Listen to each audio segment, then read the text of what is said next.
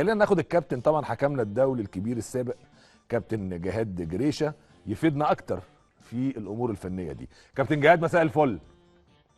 استاذ محمد مساء الخير لحضرتك وعلى كل مشاهدينك. ازي حضرتك يا كابتن؟ بص انا يعني والله الحمد لله. انا يعني مش هحمل التحكيم التعادل الاهلي، لكن كان في حاجات النهارده مسار جدل تمام كتير. ف يعني انت ملاحظاتك ايه في المباراه يا كابتن؟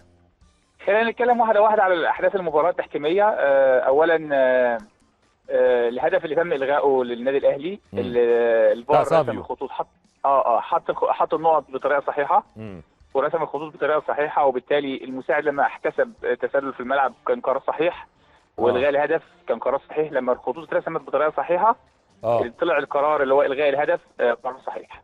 يعني الكره مش جول فعلا؟ لا تسلل مظبوط. تمام. وهنا الحكم ادى دوره واللاين مان مفيش مشكله، المساعد بتاعه المساعد خد القرار في الملعب، واللي حكم الفار رسم خط صح. لما في حاجه بتترسم غلط يا استاذ محمد بنقول ترسم غلط، لكن تمام الرسم في الاخر حط النقط صح ورسم صح، فمفيش عندنا مشكله. الهدف اللي اتلغى التسلل موجود، والغاء الهدف كان قرار صحيح. طيب تمام يا كابتن. كان في بينالتي برضه للاهلي ما اتحسبش. بص يعني في بينالتي اتحسب الاهلي الاول، نتكلم على الاتحاد الاول بتاعت كريم فؤاد مع شكري. ده تميز الفار، لان في الاخر بنتكلم على لعبه ما حدش يتكلم عليها في الملعب، ودي بتبقى اصعب حاجه حكم الفار يراجعها ويوريها الحكم. طبعا الخطا حصل بتهور من مدافع سيراميكا، والكره كانت لسه في الملعب، وبالتالي ركله جزاء صحيحه تم احتسابها بتهور، وانذار مستحق للاعب سيراميكا، والقرار في مضماره صحيح. دي قله خبره يا كابتن، انا بتكلم فنيا بقى لمحمد شكري بصراحه. ما انا كحكم بقى انت مالكش دعوه، انت بالنسبه لك ان شاء الله يكون على بعد سنتي الكره في الملعب يتعاقب، وانا كرد فعل. انا في الاخر الحكم الفار هي الكره في الملعب، مالكش دعوه على الخط مش على الخط، الكره كده في الملعب. هو كان الخبرات من اللعبه كانت تعتبر ميته، بس في الاخر الحكم ملوش دعوه بميته مش ميته. في الاخر خطا حصل من المدافع، والفار تدخل بصوره صحيحه، والحكم خد القرار صح، وركله جزاء صحيحه للنادي الاهلي. في بقى ركله جزاء لم تحتسب للنادي الاهلي بتاعت علي معلول. الفار من يعني اللي موجود عمل ماتش كويس، لكن اللعبه دي يا استاذ محمد الخطا جاي منين؟ ان هو مهتم جدا بالتلاحم اللي فوق اللي هو الكتف مع الكتف، لكن في رجل تحت بتاع مدافع سيراميكا عملت الخطوه اللي عملت الاحتكاك اللي حصل، هو ده اللي عمل الاعاقه لعلي معلول، وبالتالي في ركله جزاء صحيحه للنادي الاهلي لم تحتسب. كان لازم حكم الفار يستدعي الحكم ويشوفها، لو شافها بالمنظر اللي احنا شفنا بيها كان احتسب ركله جزاء. المشكله كلها زي ما بقول لحضرتك ان الحكم الفار مشكلته ان هو اهتم بالاحتكاك اللي فوق مكافاه عادله جدا مفيش ادنى مشكله، لكن اللي تحت الحركه الخطوه اللي خدها المدافع اللي هي كانت ركبه في ركبه يا كابتن تقصد؟ بالظبط. دي اللعبه دي بالظبط يا استاذ محمد في كاس العالم 2018 تم احتسابها لرونالدو البرتغال، وكانت نفس الحركه. المدافع حرك رجليه، الخطوه اللي عملها دي هي اللي عملت الاعاقه لعلي معلول، لان هي افقدت توازنه. لا هي في الاخر في اعاقه حصلت. الرجل المدافع لو محطوطه على الارض مفيش حركه ليها. وانا قدامنا يا كابتن الكره اللي حضرتك بتتكلم اهو، ركبه في ركبه، يعني الركبه بالظبط ركبه في ركبه، هي في الاخر فيها اعاقه، يعني زي احنا بنقولها في كره القدم، يعني يعتبر فخد له يعني فخد، او خلينا برضه عشان تبقى ادق فعلا. الحركه لو الرجل دي يا استاذ محمد لو الرجل دي على الارض ما اتحركتش، لو الرجل دي على الارض ما اتحركتش بالالتحام اللي حصل مفيش حاجه، مفيش خطا. هو ما كانش هيقع معلول ما لو ما اتحركتش. اللي حصلت دي الخطوه اللي حصلت دي هي اللي عملت الاعاقه. وبالتالي ركله جزاء صحيحه للاهلي لم تحتسب في المباراه. بتتكلم على هدف سيراميكا. طب يا كابتن في مثل هذه الكرات مش مفترض ابراهيم نور الدين حكم دولي ويشوف الفار ويعمل الكلام ده ولا؟ انا كلامك بمنتهى الامانه يا استاذ محمد، اللعبه دي في الملعب صعبه جدا على الحكم. ايوه بس في فار يا كابتن عشان ترجع له. انا بقول لحضرتك في الملعب ماشي في الملعب ماشي انا معاك. صعبه جدا على الحكم، لكن الفار يشوفها بمنتهى السهوله زي ما احنا شفناها كده، يعني حكم الفار يشوفها بمنتهى السهوله. طب وايه تفسيرك يا كابتن انه ما شافهاش؟ لا حكم الفار كان لازم يراجعها كويس. انا بقول لحضرتك اللي حكم الفار اللي خلاه ما يشوفهاش كويس ان هو اهتم في الاحتكاك اللي فوق. طب حكم الفار يا كابتن كان اسمه خالد الغندور، هل ده حكم صاعد ولا حكم؟ انا بقول لحضرتك حكم الخبرات في لعبه زي دي تفرق. هو حكم صغير؟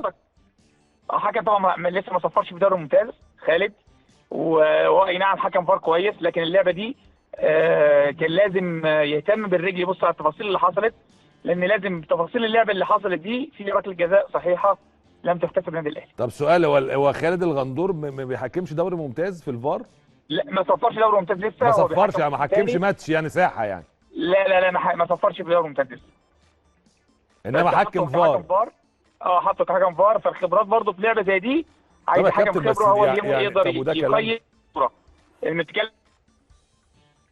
اللقطه دي لقطه قرايه صوره، ازاي حكم يقرا الصوره. اه الحركه بتاع الرجل اللي حصلت للمدافع دي مش يعني الحكم اللي عنده خبرات ممكن يشوفها ويقدرها كويس، فيبتدي بقى الحكم وبالتالي يا يحتسب كابتن ركله مش جزاء. يعني ايه خبرات؟ ما هو يا كابتن اصل انت حضرتك زي ما انت قلت هو انشغل بالنص الفوقاني، لكن يا أستاذ ما هي محمد واضحه، اصلها برضو. واضحه يا كابتن، مش خبرات. لا ما ما احنا واضحه مش. واضحه اللي شاف ودقق في اللي حصل. ما يا هو كابتن الراجل احنا مش الراجل حكام كل وشايفينها انتباهه. اهو، احنا مش حكام كابتن وحضرتك. محمد هو كل انتباهه راح لفوق. اللي حصل فوق، هل في دفع، هل في دفع، هل في حركه ايد. لازم هو ما بصش تحت، ما اهتمش بحركه الرجل اللي تحت، هو اهتم فوق بس. انما دي نقدر برضو حضرتك بتؤكد دي بينالتي 100%. مليون المية. في أي مكان في العالم اللعبة دي اللي لازم تبقى ركلة جزاء تحتسب يعني ما فيش بقى. وبالذات عندك حكم فار، فبالتالي الفار سهل جدا يجيب الحكم ويحتسب ركلة جزاء سهلة مش صعب. يعني ده الفار يعني ده الخطأ الواضح في المباراة. ده الخطأ اللي موجود. دي يعتبر لقطة المباراة. أنا وأنا بحلل لك كورة بلس قلت دي خطأ المباراة اللي هو إيه اللي أثر على المباراة. وده الخطأ الأساسي اللي الحكام عملوا ماتش كويس جدا إلا اللعبة دي. هي اللعبة دي اختلفت معاهم فيها بس. طب يا كابتن في اخر ثانيه الحكم صفر كابتن ابراهيم نور الدين، وكان في زياده عدديه في هجمه لصالح مرتده لصالح سيراميكا. راي حضرتك ايه بصراحه احنا يعني؟ في محاضره كامله للحكام بنقول كيفيه انهاء المباراه سواء في الشوط الاول او في الشوط الثاني. مش مشكله تصفر امتى، المشكله تختار التوقيت المناسب لتنهي المباراه. يعني ما ينفعش لعيب بيشوط الكوره على الجون وتصفر تنهي شوط او تنهي فتدي المباراه. ايحاء ان انت قاصد. لا هي كومن سنس من الحكم، ده مش قانون. انت ممكن تصفر في اي وقت بدل الضيع خلص والسفر. لكن بتتكلم على كومن سنس الحكم. لازم انت كحكم حاسس بالمباراه وانت اختار التوقيت. وعلى فكره برضه يا استاذ محمد احنا معانا حكم فار. يعني كان في ركله ركنيه، على الاقل ادي الحكم فرصه يراجع لو في حاجه حصلت جوه منطقه الجزاء. فلازم تاخد على الاقل كمل الهجمه وحكم الفار يراجع قبل ما تصفر. لازم تكلم حكم الفار اصفر، في عندك مراجعه، في عندك كوره استناها. فالاستعجال بالصفاره ما كانش له اي لزوم، وبالتالي عملت مشكله ان لعيبه السيراميكا والجهاز الفني ما هو السيراميكا حسوا يا كابتن ان هو بيصفر عشان ما يجيبوش جون تاني. لا ما هو الصفاره طلعت في توقيت غلط. يعني الصفاره لازم كان ينتظر عليها، بغض النظر بقى هجمه راحت تجيب جول ما تجيبش جول. دي مش مشكلته هو، مش مشكله الحكم نفسه. لكن في الاخر انت التوقيت كان غلط. الصفاره كان لازم ينتظر شويه، ولازم ينتظر حكم الفار يراجع لو في حاجه في المنطقه حصلت. وبالتالي كان قرار غير موفق بانهاء المباراه في الوقت ده. مع ان الكابتن ابراهيم حكم دولي، عمل مشكله كبيره يعني. الحكم الدولي الاول في مصر المفروض، والسنس ده يا كابتن مفترض عنده. يعني انت بتعمل جدل. احنا برضه في الاخر يا كابتن محمد احنا بشر وارد ده يحصل. ايوه يا كابتن بس انت زي حضرتك قلت ايه، الخبره تقلل الجدل. ما هو الخبره تخلي انت بتعمل جدل من لا شيء. بالظبط. صح ولا غلط؟ من لا شيء عملت مشكله من لا مشكله. من لا مشكله، بالظبط كده بالظبط كده. كابتن جهاد بشكر حضرتك جدا على التحليل بتاعك الفني المحترم.